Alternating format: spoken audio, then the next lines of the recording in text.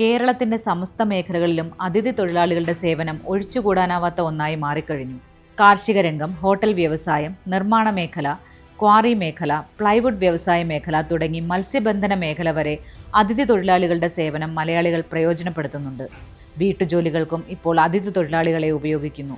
കേരളത്തിന്റെ സാമൂഹ്യ ജീവിതത്തിന്റെ എല്ലാ മേഖലകളിലും അതിഥി തൊഴിലാളികൾ ഒഴിച്ചുകൂടാനാവാത്ത ഒരു വിഭാഗമായി മാറിക്കഴിഞ്ഞു.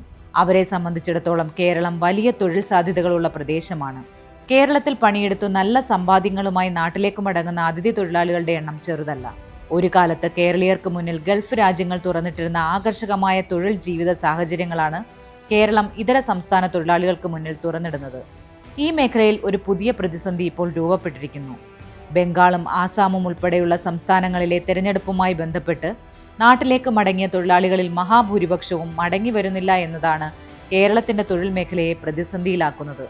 തെരഞ്ഞെടുപ്പും വോട്ട് രേഖപ്പെടുത്തലും സാധാരണ നിലയിൽ ഗൗരവമായി കാണാത്ത തൊഴിലാളികൾ SIR സൃഷ്ടിച്ച ഭീതിയിലാണ് വോട്ടവകാശം രേഖപ്പെടുത്താൻ നാട്ടിലേക്ക് കൂട്ടത്തോടെ മടങ്ങിയത് എന്നാണ് വിലയിരുത്തപ്പെടുന്നത്. ഇങ്ങനെ നാട്ടിലേക്ക് പോയവർ ഉടനെ കേരളത്തിലേക്ക് മടങ്ങാൻ തയ്യാറാകുന്നില്ല.